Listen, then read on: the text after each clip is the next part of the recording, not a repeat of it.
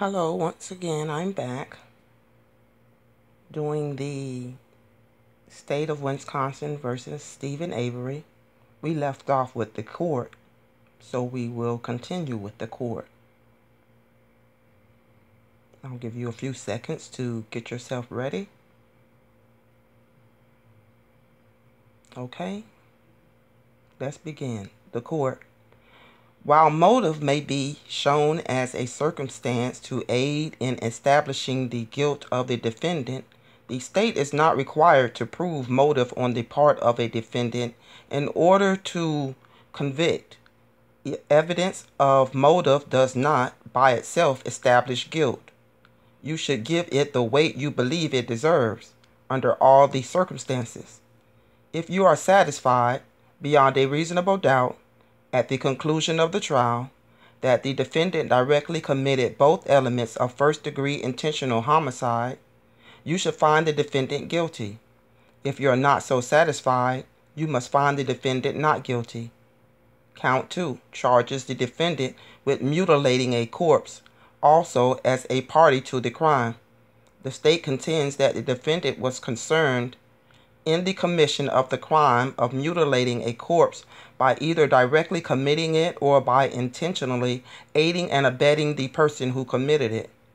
Before you find the defendant guilty of mutilating a corpse as a party to the crime, the state must prove, by evidence which satisfies you, beyond a reasonable doubt, that the defendant directly committed the crime of mutilating a corpse or intentionally aided and abetted the commission of that crime.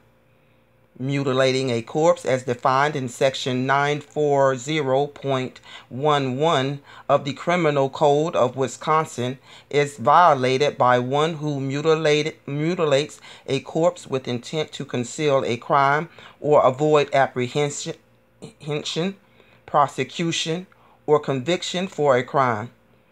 Before you may find the defendant guilty of this offense, the state must prove, by evidence which satisfies you, beyond a reasonable doubt, that the following two elements were present. 1. Stephen Avery mutilated the corpse of Teresa Halbach or aided and abetted another in mutilating the corpse of Teresa Halbach. 2. In mutilating the corpse of Teresa Halbach or in aiding and abetting another in mutilating her corpse, Stephen Avery acted with the intent to conceal a crime. This requires that the defendant acted with the purpose to conceal a crime.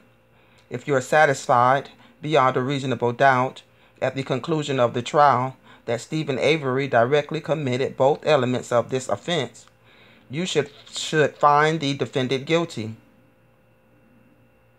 If you are not so satisfied, you must find the defendant not guilty. Count 3 charges the defendant with felon in possession of a firearm. Section 941.29 of the Criminal Code of Wisconsin is violated by a person who possesses a firearm if that person has been convicted of a felony. Before you may find the defendant guilty of this offense, the state must prove, by evidence which satisfies you, beyond a reasonable doubt, that the following two elements were present. 1. The defendant possessed a firearm. Firearm means a weapon which acts by the force of gunpowder. It is not necessarily that the firearm was loaded or capable of being fired. Possess means that the defendant knowingly had actual physical control of a firearm. An item is in a person's possession if it is in an area over which the person has control, and the person intends to exercise control over the item. 2. The second element is that the defendant had been convicted of a felony before November 5, 2005. The parties in this case have agreed that Stephen Avery was convicted of a felony before November 5th of 2005, and you must accept this as conclusively proved.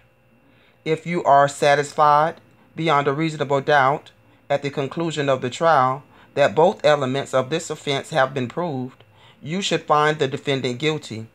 If you are not so satisfied, you must find the defendant not guilty. The final count charges the defendant with false imprisonment.